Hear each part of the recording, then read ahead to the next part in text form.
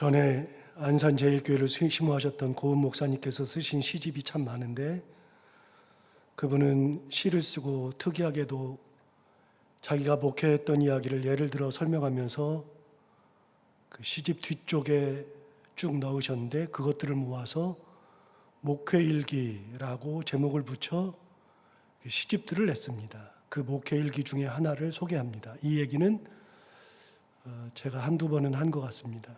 그대로 시집에 있는 그대로 읽겠습니다. 일제시대 경상도 오령 지역에서 있었던 일입니다. 시골교회 목사님이 부산에서 교회를 방문했는데, 점심 식사 때라 영수 부인이 숨겨둔 양식으로 겨우 한 그릇 밥 지어 상 차리는데 5살 된 영수 아들이 와서 밥 달라고 했습니다.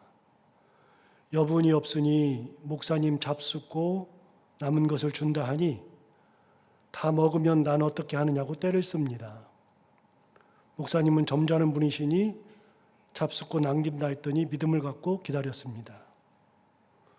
그런데 목사님은 시장하셨는지 밥에다 물까지 말아서 다 먹어버렸습니다.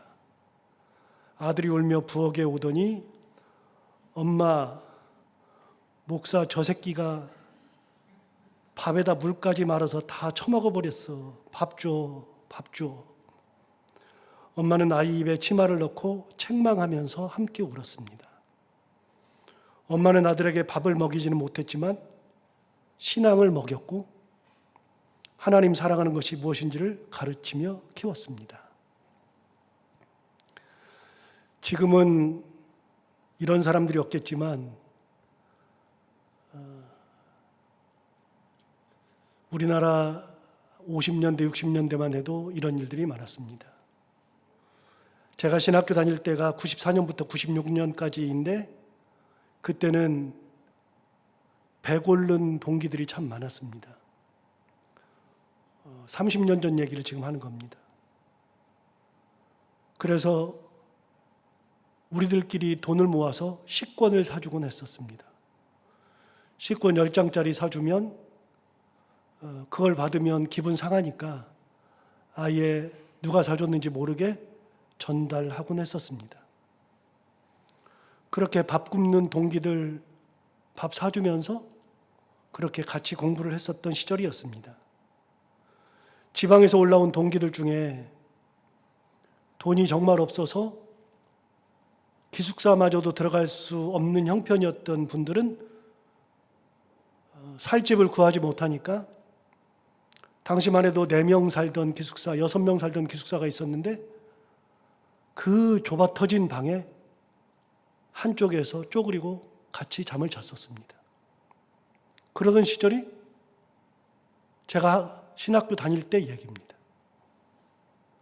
지금은 다 웃어 넘길 수 있는 추억이 돼버렸지만 그런 일은 얼마든지 있었습니다. 그렇게 돈이 없을 때 소망이 없다고 말할 수는 없지만 거창한 소망을 생각할 겨를도 없이 하루하루 살아가는 것 자체가 전쟁과 같은 하루였고 당장 밥 한 끼 해결하는 것이 숙제이던 때가 있었습니다. 저만 해도 신학대학원 다닐 때 학비가 없어서 학비를 어떻게 해야 하나 참 고민을 많이 하면서 학교를 다녔습니다. 그래도 신앙은 굳건히 지켰습니다. 오히려 신앙으로 하나님을 의지하는 마음이 지금보다는 더 컸던 것 같습니다. 하나님 한 분 바라보며 하루하루 열심히 살았고 뭐가 잘 보이지도 않던 시절이었는데 그래도 감사 넘치던 시절이었고 찬양하면서 은혜 가운데 살았고 예배를 생명으로 알며 살았습니다. 현실적으로는 참 대책이 없었지만 그런 가운데 하나님이 유일한 대책이었습니다. 그런데 시간이 흘러 오늘 바로 이 시점 우리는 어떻게 살고 있을까요? 그때보다 못하다, 시들었다, 신앙이 이게 뭐냐 이런 얘기를 하려고 하는 것이 아닙니다. 그렇게 힘들었던 시절 하나님이 유일한 희망이었듯 지금도 물질적인 풍요를 누리고 뭔가를 많이 이루고 사는 요즘 시대에도 하나님이 유일한 희망인가? 우리는 하나님만을 의지하며 붙들고 살아가고 있는가를 묻기 위해서 이런 질문을 합니다. 한번 자신들에게 한번 물어볼까요? 오늘도 지금 이 순간에도 하나님은 우리의 유일한 대책이고 희망이 되는가? 저는 자신 있게 말씀드리지만 세월이 아무리 흘러도 현대사회가 최첨단의 사회임에도 불구하고 하나님은 우리의 유일한 대책이요 희망이라는 겁니다. 요즘 시대가 어느 정도냐? 지난번 제가 설교하면서 챗GPT 얘기를 한 적이 있습니다. 그거는 뭐냐면 우리가 인터넷 들어가가지고 뭐 검색을 하면 검색을 쭉 알려주잖아요. 챗GPT는 그런 정도가 아닙니다. 그냥 대화를 하는 겁니다. 컴퓨터가 우리랑 대화를 하는 건데 얼마나 대단한 거냐면 저도 며칠 전에 아침에 우리 양전사랑 커피 마시고 그날 우리 작은 아이가 비번이어서 제 사무실에서 공부한다고 왔다가 같이 얘기하다가 챗GPT 얘기를 한 적이 있습니다. 기독공부에 우리가 보는 교단신문인 기독공부에 챗GPT 축복인가 저주인가 그런 컬럼이 나와서 읽다가 그 얘기를 했더니 정말 저도 모르는 세계를 우리 양전사하고 제 둘째 아이가 가르쳐 주는 겁니다. 어느 정도냐면 본문을 주고 설교 이 본문을 가지고 설교 한 편 준비해줘. 그러면 진짜 놀랍게요, 여러분. 10초 만에 설교를 만들어줍니다. 정말 놀라운 일입니다. 저는 오늘 설교를 준비하기 위해서 한 주 동안 기도하면서 준비하는데요. 그런데 챗GPT한테 설교 준비해달라 그러면 사이버상에 돌아다니는 설교를 올려놓은 분들의 설교, 주석, 여러 가지 것들을 다 모아서 10초 만에 서론, 본론, 결론해가지고 설교를 준비해 줍니다. 여러분 얼마나 쉬운지 모릅니다. 이게 현대사회입니다. 앞으로는 어떻게 더 갈지 모르겠습니다. 그래서 요즘은 설교도 챗GPT가 만들어준다 이런 얘기가 공공연하게 나옵니다. 한동안 요즘 많은 교회에서 설교 표절 문제 때문에 큰 문제가 된 적이 많습니다. 요즘도 그런 경우가 있습니다. 어떤 교회에서는 담임 목사가 설교를 표절했다 그래서 교회가 시끄럽고 나누기도 하고 담임 목사가 사임하기도 하고 성도들 간에 둘로 나뉘어가지고 싸움하고 그러는 경우가 요즘도 있습니다. 설교 표절. 그런데 설교 표절이라는 것은 남의 설교집을 베끼는 거고 기독교 방송이나 다른 방송에서 나오는 설교 인터넷에 들어가 보면 어느 교회든지 올라가 있는 그 설교를 그대로 베끼는 것을 표절이라 그러는데 그런 거 할 것도 없이 챗GPT를 쓰면 그냥 설교를 만들어줍니다. 그러니까 표절이 아니라고 말할 수도 있을 정도가 됐습니다. 물론 똑같은 본문을 주고 설교를 준비시키면 챗GPT는 같은 설교를 할 겁니다. 그래서 동일한 본문을 가지고 챗GPT를 이용해서 설교하시는 분이 있다면 그 똑같은 설교를 하고 말 겁니다. 어쨌든지 간에 그런 시대에 우리가 살고 있습니다. 현대 문명은 어디까지 갈지를 모릅니다. 여러분, 우리 사회를 점점 컴퓨터가 차지하기 시작하고 제가 사실 신학교 다닐 때만 해도 검색이라는 것이 없었습니다. 검색이라는 것을 무슨 단어를 사랑 치면 사랑에 대해서 네이버나 다음에서 검색 그런 것도 없었습니다. 그래서 성경의 본문을 찾으려면 이게 어디 나오더라. 그래가지고 성경을 외워야 됐고요. 모르면 동기한테 질문을 했습니다. 이게 어디 나오죠? 질문했는데요. 요즘은 성경을 검색하면 다 나옵니다. 그래서 성경을 거의 외우지 않고 저 같은 경우는 웬만큼 외우니까 이게 어디 나오더라? 쳐보면 다 나옵니다. 얼마나 편한 세월을 사는지 모릅니다. 여러분, 시대가 이렇습니다. 요즘 시대에는 심장을 바꾸기도 하고 눈을 이식받아서 새로운 눈을 갖기도 하고 옛날에는 죽어야 되었던 병들을 이제는 아무렇지 않게 고치는 시대가 되었습니다. 우리나라 평균 수명이 얼마나 되느냐? 2021년 통계를 보니까 여자는 86세, 남자는 80세입니다. 어느 순간에 86세를 평균입니다. 여자분들 평균. 남자분들은 80세가 평균입니다. 앞으로는 훨씬 더 많아질 겁니다. 왜 이렇게 평균 수명이 높느냐? 현대의학이 발전해서 그렇습니다. 웬만한 병들을 다 고치니까요. 그런데 사실은 평균 수명을 높이는데 결정적인 역할을 한 것은 현대의학의 발달도 있지만 건강검진 때문에 그렇습니다. 2년마다 건강검진을 아예 의무적으로 하게 하니까 거기에서 온갖 병을 다 발견해냅니다. 혈압 높으신 분들은 혈압이 높으니까 혈압약을 처방해주고, 당이 생긴 분들은 당을 잡아내고, 기본적인 것들을 해서 사람들의 수명을 높여놓고, 그리고 초기암 같은 경우도 건강검진에서 발견되는 경우가 너무나도 많습니다. 여러분, 현대사회는 이루 말할 수 없이 상상을 초월할 정도로 발전해 가고 있습니다. 그만큼 물질적인 풍요도 정말 많이 누립니다. 아까 이야기한 것처럼 목사 저 새끼가 물까지 말아서 다 처먹었어 이렇게 말하던 시대가 아닙니다. 이제는 식권을 사주는 시대도 아닙니다. 밥 한 끼 굶어서 죽을 만한 시대가 결코 아닙니다. 세월이 진짜 좋아졌고 우리나라가 살기 좋아졌다고 느끼는 것 중에 하나가 해외여행을 갔다 올 때인데요. 옛날에는 해외 나가면 사올 것들이 굉장히 많았습니다. 일본만 가도 코끼리 밥솥 사와야 됐거든요. 일본 갔다 오면 샤프 펜슬 사다 줘야 했거든요. 그런데 지금 코끼리 밥솥 사오면 그거 애물단지 됩니다. 저는 외국을 많이 나갔다 오는데 외국 나가서 사올 게 진짜 하나도 없습니다. 우리나라에 다 있고요. 없는 것들은 수입해온 것들이 다 있어서 가져올 것도 없습니다. 여러분, 시대가 그렇게 많이 변했습니다. 이렇게 물질적 풍요와 큰 어려움을 겪지 않는 시대가 되니까 정말 우리의 삶이 윤택해졌는가? 그럼 정말 하나님을 의지하지 않아도 될 정도가 되었는가? 더 행복한가? 더 큰 기쁨을 누리고 사는가? 여러분, 제가 결론을 내리기도 전에 여러분 아시잖아요. 그것이 행복한 것은 아니라는 거.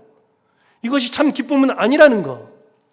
다 아시잖아요. 오히려 정신적인 어려움을 호소하는 사람들이 더 많습니다. 요즘은 묻지마 살인도 얼마나 많은지 모릅니다. 그냥 기분 나쁘면 찔러 죽이니까요. 어제 저녁에 한 8시 좀 넘었나요? 9시쯤 됐나요? 잠이 와가지고 잠을 막 들어가고 있는데 갑자기 엄청 큰 소리로 누군가가 막 소리 지르는 소리가 들리는 겁니다. 어제 저녁에 좀 더워서 현관문을 열어놓고 있었거든요. 그런데 갑자기 무슨 생각이 드냐면 누군가가 뛰쳐 들어올 수도 있겠다. 그래서 여보 현관문 닫자 그랬거든요. 그럴 때 알고 봤더니 저쪽 마당에서 소리 지르고 있는 거예요. 그런 사람들이 요즘은 더 많습니다. 여러분, 물질 문명이 굉장해지는 시대이고 현대 문명이 최첨단 시대이지만 정신적인 어려움을 가지고 있는 사람들은 더 많습니다. 아무리 평균 수명이 높아졌다고 해도 그건 평균 수명이고요. 나 개인이 건강을 잃으면 평균 수명과는 아무런 상관이 없습니다. 내 개인이 건강을 잃으면 그때부터 가장 먼저 생각나는 분은 하나님입니다. 여러분 안 그렇습니까?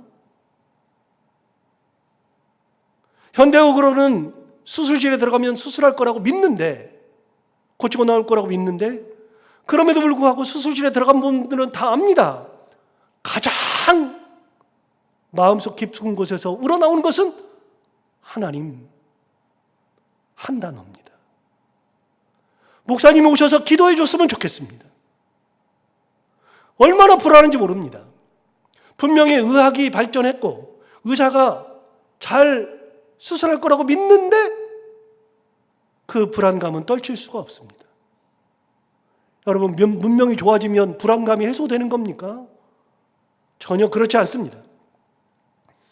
자식을 키우면서도 더 그런 것 같습니다. 저는 항상 자식들을 볼 때마다 무슨 생각을 하냐면 럭비공이라는 생각을 할 때가 많습니다.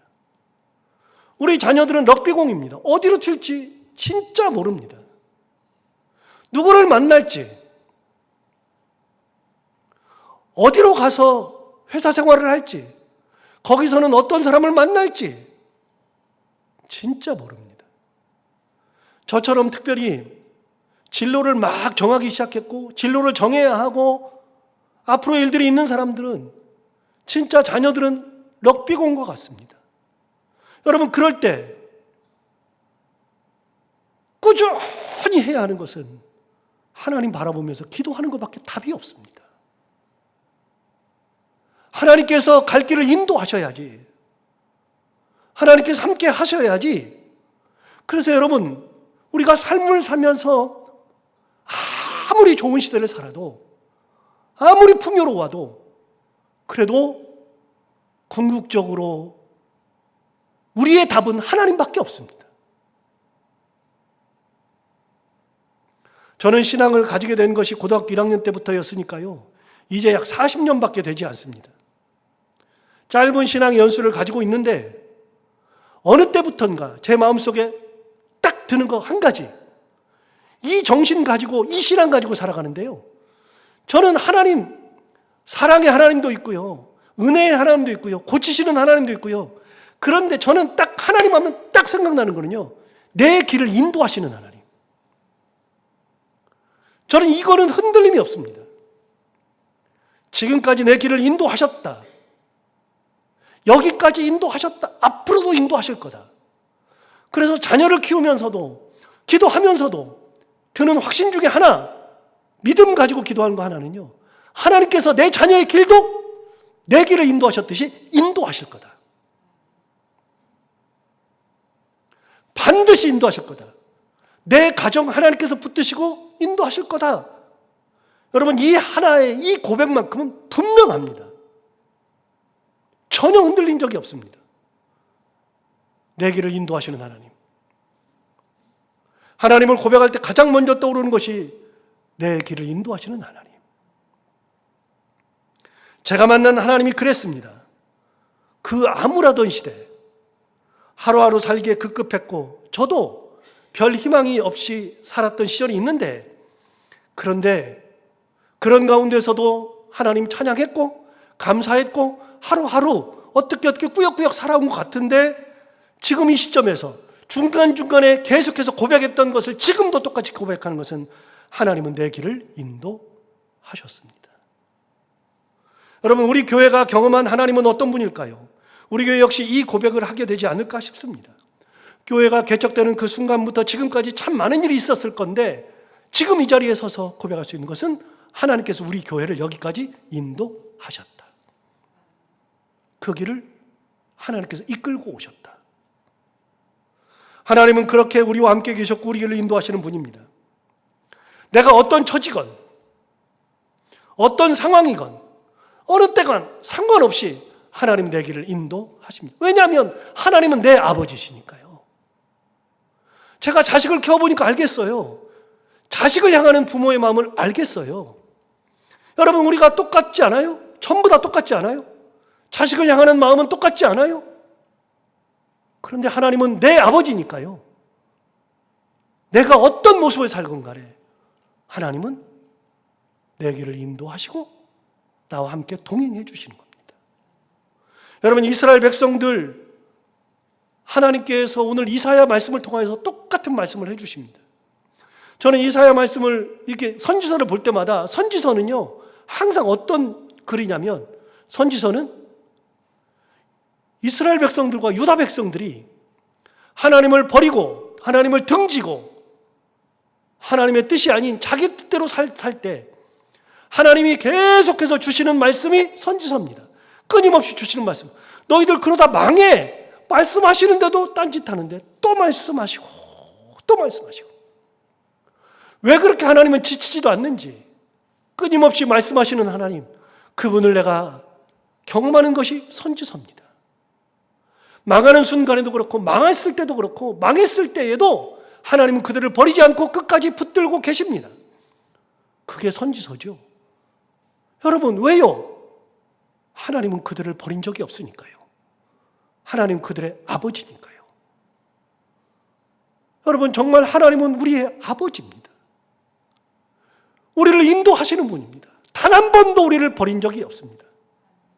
그러니까 오늘 본문도 설명하자면 깁니다. 바벨론이 나와야 되고 뭐가 나와야 되고 많이 긴데 그런 걸 다 떠나서 하나님이 이스라엘 백성들에게 이렇게 말합니다. 오늘 본문 15절을 볼까요? 나는 여호와 너희의 거룩한 이요 이스라엘의 창조주요 너희의 왕이니라. 다른 것 다 떠나서요.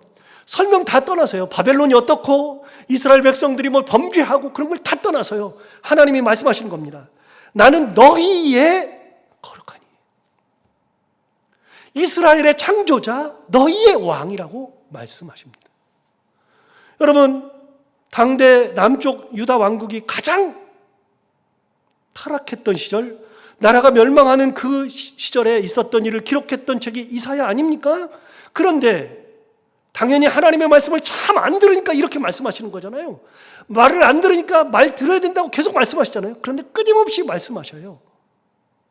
이스라엘 백성들, 유다 백성들은 당대에 하나님 앞에 사랑받을 자격도 없을 정도의 사람들이었습니다. 그런데 하나님은 그런 민족에게 스스로 말씀하시는 겁니다. 스스로 누가 말하는 것이 아니라 하나님이 직접 말씀하시는 겁니다. 나는 너희의 거룩하니 이스라엘의 창조자 너희의 왕. 하나님은 자신을 그렇게 규정해 주셨습니다. 그 하나님께 이스라엘 백성들에게 지금까지 어떤 모습이었는데요, 하나님이 옛날의 모습도 얘기해 줍니다. 내가 너희들의 하나님이다, 내가 너희의 창조자다, 너희의 왕이다 했을 때에 하나님이 야 생각해봐, 내가 너희들한테 이렇게 했잖아. 그 말을 본문 16절에서도 과거 얘기를 하십니다. 16절을 보시면 이렇습니다. 나 여호와가 이같이 말하노라. 바다 가운데의 길을, 큰 물 가운데에 지름길을 냈다. 하나님이 과거를 회상하면서 하시는 말씀이 바다 가운데에 길을 냈었고 큰 물 가운데 지름길을 냈었다. 17절 볼까요? 병거와 말과 군대의 용사를 이끌어내어 그들이 일시에 엎드러져 일어나지 못하고 소멸하기를 꺼져가는 등불 같게 하였느니라. 여러분, 병거, 말, 군대의 용사를 이끌어내서 그들이 일시에 그 바다에 빠져서 엎드러져서 일어나지 못하게 했다. 소멸하게 했는데 꺼져가는 등불을 끄는 것처럼 그렇게 한 적이 있었다. 여러분, 하나님께서 하시는 말씀은 출애굽에 관한 이야기입니다. 출애굽이 언제적 얘기죠? 하나님은 과거로 울고 먹으시네. 언제적 얘기입니까? 옛날 얘기입니다. 지금은 이스라엘이 망하느냐 망하지 않느냐, 곧 망한다, 그 얘기를 하던 시점입니다. 몇 년 지났어요? 1000년이 훨씬 더 지났습니다. 진짜 옛날 얘기입니다. 그런데 하나님은 그 말씀을 끄집어내고 있습니다. 내가 이런 하나님이었다는 겁니다. 그때는 이스라엘 백성들이 대책이 없었습니다. 아무 대책이 없었습니다. 할 수 있는 것이 아무것도 없었습니다. 그래서 그때는 그런 큰 위험 속에 있을 때 겨우 생각한다는 것이 죽는 거였습니다. 여기서 우리는 다 죽는다고 생각했던 때였습니다. 인간으로 살 수 있는 것은 아무것도 없었죠. 그리고 모세를 원망하는 것이 전부였습니다. 당대 이스라엘 백성들은 단 한 번도 홍해가 갈라질 것을 생각해 본 적이 없었습니다. 이런 일이 있을 거라는 생각을 해본 적이 없습니다. 여러분, 우리야 홍해 갈라지는 사건은 당연한 거 아닙니까? 여러분, 홍해 갈라지는 거 대단한 겁니까? 우리는 하도 듣고 성경을 통해서 알다 보니까 홍해 갈라지는 얘기는 그냥 당연한 거죠. 뭐 대단한 것도 아닌 거죠. 지금은 당연한 것으로 생각할지 모르지만 당대에는 기적 중에 기적이었습니다. 말도 안 되는 거였습니다. 누가 하신 겁니까? 하나님이 하신 겁니다. 여러분, 제가 설교를 준비하다 이런 생각이 번뜩 들었습니다. 지금 당연한데 진짜 당연한가? 내가 은혜 받고 이렇게 누렸는데, 하나님께서 주셔서 내가 이만큼 읽었고 이만큼 되었는데 이게 당연한 것인가? 홍해를 갈랐던 사건이 진짜 당연한 것이 되는데 진짜 당연한 것인가? 설교를 준비하면서 한참 생각해 봤습니다. 당연한 것이 당연한 건가? 지금은 당연한 것이 되었는데 이게 당연한 거 아닌데, 아무 거리낌 없이 믿어지는 이 귀한 것이, 이게 우리가 지금 당연하게 받아들이는데 당연하지 않은 건데, 전혀 상상치도 못한 일이 일어났어요. 그런데 하나님이 역사하시니까 그런 일이 일어났죠. 시간이 많이 흐르고 보니까 우리가 당연한 듯 받아들이지만 그거는 결코 당연한 일이 아니었습니다. 하나님은 그들을 구원하셨고 이집트 사람들을 수장해 버렸습니다. 시간이 지나고 보니까 진짜 옛날 얘기가 되어버렸는데, 그런 때가 있었는데 지금은 그런 생각조차 나지 않는데, 그런데 그런 일이 있었던 겁니다. 근데 하나님 말씀하시는 거예요. 하나님 뭐라고 말씀하셔요? 야, 내가 그거 했어. 하나님 뭐 그걸 가지고서요, 말할 수 있을지 몰라도 그거는 정말 하나님의 은혜 중에 은혜, 역사 중에 역사였던 겁니다. 왜 하나님이 이런 말씀을 하시는 겁니까? 하나님 말씀하셨습니다. 나는 너희의 거룩하니 이스라엘의 창조자, 너희의 왕이니라. 하나님은 한 번도 그걸 잊어본 적이 없습니다. 하나님은 우리에게 아버지시니까요. 그러니까 당연한 일을 하셔놓고서도 한 번도 생색을 내본 적이 없는데 다시 한번 생각하게 해주는 거예요. 그렇게. 그런데 하나님은 옛날 얘기를 하는 것으로 끝나지 않더라고요. 오늘 본문을 보시면 옛날 얘기하는 것으로 끝나지 않습니다. 18절을 볼까요? 이렇게 말씀하십니다. 너희는 이전 일을 기억하지 말며 옛날 일을 생각하지 말아라. 기가 막힌 얘기입니다. 옛날 거 생각하지 말래요. 그렇게 말씀하셔놓고 옛날 거 생각하지도 마. 이렇게 말씀하시는 겁니다.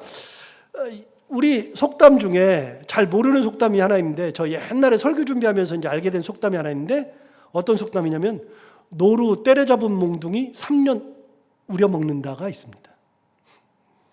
누군가가 노루를 때려잡은 몽둥이 있잖아요. 그럼 그 몽둥이 딱 걸어놔요.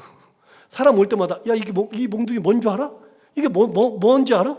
내가 이걸로 노루를 때려잡았어. 사람들은요, 자기가 한 일은 3년이 아니라 30년, 300년이라도 울거먹는 게 사람입니다. 내가 엄청난 일을 했잖아요. 엄청 우려먹어요. 그래서 저는 김주롱 목사님 설교를 그 중에 하나를 잊을 수가 없습니다. 무슨 말씀하시냐면 이렇게 말씀하셨어요. 40일 아침 금식 말고 그냥 40일 금식.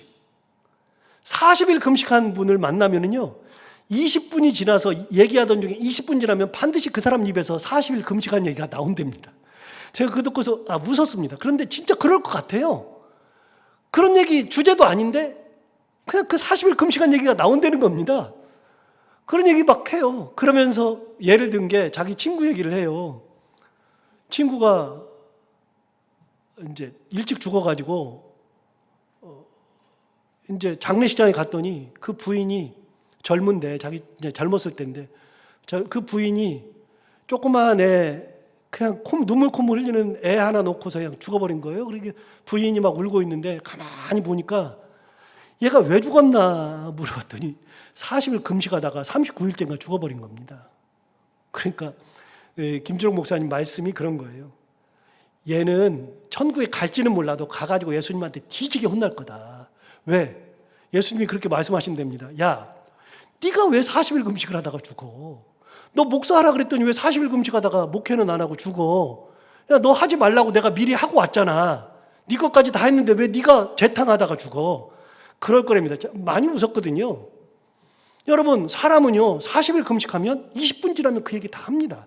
저도 그럴 것 같아요. 사람은요, 노루 때려잡은 몽둥이는 3년 울거먹어요. 3년이 아니라 30년, 300년도 울거먹어요. 그런데 여러분, 하나님이 뭐라 그러시냐면 생각하지도 말래요. 우리는요, 가끔 이게 생각하지도 말고 기억하지도 말래요. 그런데 우리는요, 가끔 교회 생활하면서도 이렇게 얘기한 적이 있어요. 옛날에, 우리 교회가 옛날에 구역 예배가 어땠고, 들어보면 모이기를 어떻게 하고, 금식을 가지고 모이고, 안 모여요, 이제는. 그렇게 아무리 하라 그래도 안 해요. 5평, 7평밖에 안 됐는데 거기 모여가지고 안 한다니까요, 그렇게. 옛날에 부흥회를 했고, 부흥회, 여러분, 맨날 얘기하면, 왕년 얘기하면은요, 답답해 죽겠어요. 왜 이렇게, 왕년 얘기, 그런 얘기를 할 것이 없어요. 그런 얘기.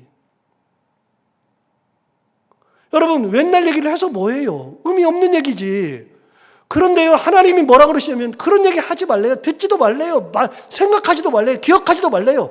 옛날 일을 기억하지 말래요. 왕년의 일을 생각하지도 말래요. 지났대요. 자, 18절 다시 보세요. 뭐라 그랬어요? 너희는 이전 일을 기억하지 말며 옛날 일을 생각하지 말라. 아무것도 하지 말래요. 하지 말래요. 하나님은 뭐라 그러시냐? 19절, 20절을 볼까요? 19절, 20절 보겠습니다. 보라, 내가 새 일을 행하리니. 옛날 거는 지나간 것으로 됐대요. 하나님은 그러신 분이에요. 내가 새 일을 행한답니다. 그런데 새 일이 뭐냐? 이제 나타날 것이라. 아직 나타난 것도 아니에요. 하나님은 하실 거라는 겁니다. 새 일을 하실 거라는 거. 그런데 무슨 일이냐? 이렇게 말씀하세요. 너희가 그것을 알지 못하였느냐? 반드시 내가 광야의 길을 사막에 강을 내리니. 이거 무슨 얘기죠? 이게 어떤 얘기죠? 옛날에 하셨던 거네요. 언제? 출애굽 때. 출애굽 때. 너희들 대책 없을 때. 아무것도 못할 때 내가 너희들을 위해서 사막에 강을 내지 않았느냐? 광야의 길을 내지 않았느냐? 그런데 그거 옛날 한 번으로 끝나는 게 아니야. 내가 또 할 거야. 또. 여러분, 울고먹는 이야기는 뭐냐면요, 그걸로 다시 때려잡은 적이 없어요. 그 한 번으로 끝이에요. 인간은 그 한 번으로 끝이에요. 더 이상 안 돼요. 나이도 들어가지고서 이제 어떻게 때려잡아요. 여러분, 우리는 한 번의 기적도 대단한 겁니다. 그런데 하나님 뭐라고 하세요? 생각하지도 마. 그 천년 전 일 가지고서 그러고 있냐. 내가 새 일을 행한다. 그런데 그게 뭐냐? 광야의 길을 사막에 강을 낼 거다. 20절 볼까요? 장차 들짐승 곧 승냥이와 타조도 나를 존경한대요. 이거는 좀 이따 얘기할 거예요. 들짐승, 승냥이와 타조도 나를 존경한대요. 그런데 그거 말고요. 왜 그러느냐? 내가 또 얘기하세요. 광야의 물을 사막의 강들을 낼 거다. 같은 얘기 또 하시잖아요. 광야의 물을 사막의 강들을 내어서 어떻게 하느냐? 내 백성, 내가 택한 자에게 마시게 할 거다.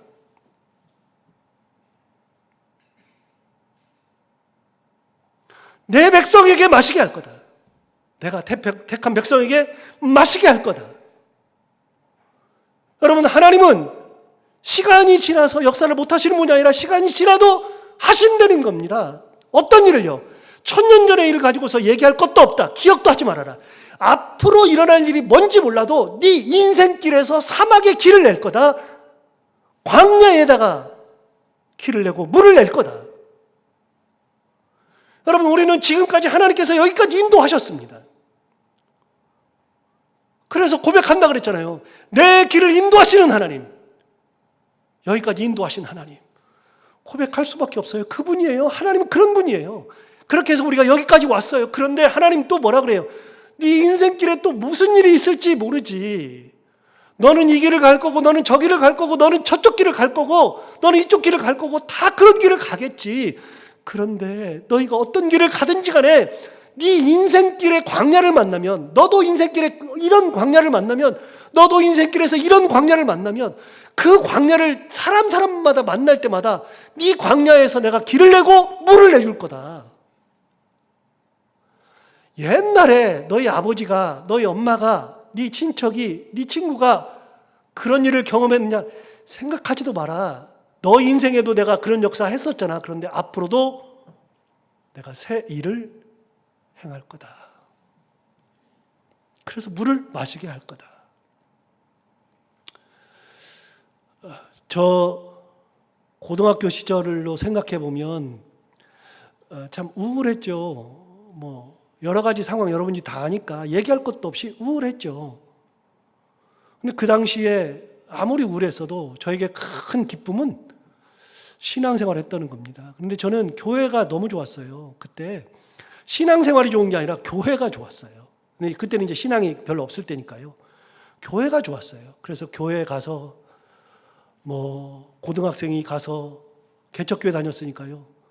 의자 닦고 뭐 화장실 청소도 하고 계단도 닦고 뭐 그러다가 강대상에 올라갔다가 목사님한테 죽는 줄 알았죠. 함부로 올라간다고. 그러던 시절이었습니다. 교회 생활이 좋았지 신앙 생활이 좋은 건 아니었습니다. 그러다가 신앙을 갖게 된 거죠. 그런데 그때 하나님을 제대로 만났습니다. 그때. 여러분 한번 생각해 보세요. 여러분도 그런 때가 있잖아요. 하나님을 만났을 때, 참 어렵고 힘들었을 때 하나님을 만났을 때 있잖아요. 그런데 하나님이 어떻게 하셨어요? 내 삶에서 광야의 길을 내지 않았어요? 내가 말도 안 되는 곳에 갔을 때, 생명무지의 땅에 갔을 때, 그런 일을 해야 했을 때, 수술실에 들어가야 했을 때, 삶이 어려웠을 때 하나님께서 내 삶에서 광야의 길을 내지 않았어요? 제 삶에서의 길은요, 그냥 교회가 길이었어요. 교회가. 그냥 교회가 좋았어요. 그러니까 집은 산 말랭이에 있으니까, 산 꼭대기에 있으니까 친구들한테 보여주기 싫으니까요. 단 한 번도 친구를 집에 끌고 간 적이 없어요. 몰래 교회 다녔어요. 그리고 뭐 허우대만 멀쩡하니까, 그러니까 뭐 이렇게 그 옷 주일날 갈 때는 옷도 깨끗하게 입고 가니까, 그러니까 뭐 괜찮은 뭐 얼굴은 그냥 반반하고, 그러니까 뭐 그 공부도 좀 잘했고 그러니까 그런 줄 알고 우리 집사람이 속아가지고 결혼한 거 아니에요. 우리가 부잣집인 줄 알고. 그런데 그런 광야의 삶에서의 제 길은 교회였어요. 그냥 교회 가는 게 좋았고, 청소도 좋았고, 예배도 좋았고, 찬양도 좋았고, 그냥 기도하는 것도 좋았고, 모임도 좋았고, 그게 은혜가 되고 뭐 거기서 은혜를 받고 그런 게 아니라 그냥 그거 자체가 그냥 제 삶에는 길이요 강들이었던 거예요. 여러분 생각해 봐요. 여러분의 삶에서 광야 있었잖아요. 전부 다. 그 광야 길에서 하나님께서 길을 냈잖아요. 지금. 그런데 하나님 또 말씀하세요. 야, 그거 가지고서 뭘? 네 앞으로 인생도 내가 길 또 낼 건데, 강물을 낼 건데, 하나님 뭐라, 제가 이 설교를 준비하면서 옛날부터 알고 있던 본문인데요. 설교를 준비하면서 진짜 은혜가 되더라고요. 내가 새 일을 행하리니. 그런데 새 일을 행한다는 거 항상 알고 있었는데요. 그런데 똑같아요. 옛날 얘기를 하셨는데 옛날에 했던 얘기랑 새 일을 행하는 얘기랑 똑같아요. 우리는요 2번을 못해요. 능력이 없어가지고 2번이 안 돼요. 그냥 그때 이겼으니까 그러면 저한테 너 고등학생으로 다시 갈래? 못 가겠어요. 2번은 못 하겠어요. 그때나 지금이나 은혜 받는 건 똑같은데요. 그런데 상황이 그쪽으로 가는 것도 나는 못하겠어요. 그것도 못하겠어요. 그런데 하나님은요, 그거를 옛날에 했던 것도 또 하신대요. 네 광야길이 뭐든지 간에 내가 하겠다는 겁니다. 우리 하나님의 은혜가 대단한 거 아닙니까? 설교 준비하면서 진짜 은혜가 되더라고요. 하나님이 이런 분이네. 앞으로도 또 하신다는 거네. 그때 굶어 죽을 만한 위기에 있을 때, 진짜 신학교 다닐 때 어려웠을 때도요, 그때도 하나님께서 알게 모르게 내 길을 인도하셨어요. 제가 학비를 어떻게 낼지 진짜 학비 때문에 고민을 많이 했거든요. 그런데 학비 다 냈어요. 그러고 살았어요. 여기 목사가 돼 있어요. 자, 아까 20절에서 뭐라 그랬어요? 20절에서 이렇게 말했어요. 장차 들짐승 곧 승장이와 타조도 나를 존경한대요. 야, 너희들은 나를 당연히 존경하겠지. 그런데 여러분, 승냥이와 타조 같은 들짐승도 나를 존경하는데 왜요? 들짐승들은요, 광야에서 물을 찾아서 엄청 헤맵니다. 걔네들도 대책이 없어요. 사람만 대책이 없는 게 아니라요, 광야나 사막은 사람만 대책이 없는 게 아니라 모든 생명체가 다 대책이 없습니다. 그런데 들짐승, 승냥이와 타조도 광야에서 길을 만나고 광야에서 물을 만나니까요. 찾아 돌아다닐 필요가 없는 거죠. 그래서 뭐라 그래요? 걔네들도 나를 존경할 거다. 그러니 너희는 내 자식 아니냐? 내가 너희의 왕 아니냐? 내가 너와 함께 하지 않느냐? 여러분, 하나님은 시대가 아무리 변해도, 앞으로 어떤 시대가 되어도 물질 만능이고 최첨단 사회가 된다 할지라도 하나님은 우리를 떠나지 않습니다. 우리의 대책은 하나님밖에 없습니다. 그 하나님의 은혜를 바라보며 하나님의 은혜 가운데 살아가는 우리 모두가 다 되기를 바랍니다. 기도하겠습니다. 하나님 아버지, 귀한 말씀 통해서 은혜 주셔서 감사합니다. 이 말씀 듣고 우리가 우리 하나님이 어떤 분인지, 하나님이 이런 분이라고 하는 것 때문에 또 감사하게 되고, 하나님이 이런 은혜로 우리를 붙들어 주시기 때문에 감사하기도 하고, 하나님을 이렇게 꼭 붙들고 살아야지, 내가 하나님의 말씀 가운데 살아야지 결단하게 해주셔서 감사합니다. 우리 인생 가운데 함께 하신 하나님, 내 광야의 길을 지금까지 인도하셨고 앞으로의 광야길에도 인도하실 하나님, 그 하나님을 바라보며 우리가 인생 살아갈 때, 하루하루 살아갈 때 하나님의 은혜 가운데 감사하며 하나님 붙들고 살아가는 저희들 모두가 다 되게 하여 주옵소서. 예수님 이름으로 기도하옵나이다. 아멘.